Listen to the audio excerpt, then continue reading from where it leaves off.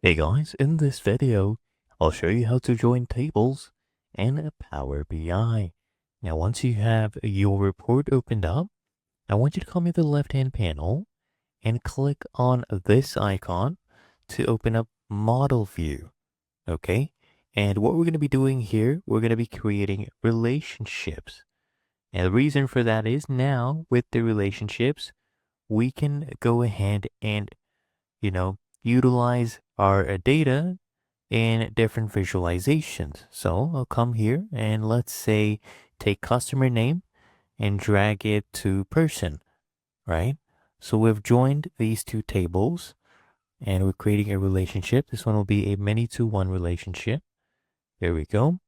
Click here on save. Make sure you have this toggled on, right? There you go. And now this relationship will be active. Now we'll be able to, visualize and analyze data from multiple tables as if they were one.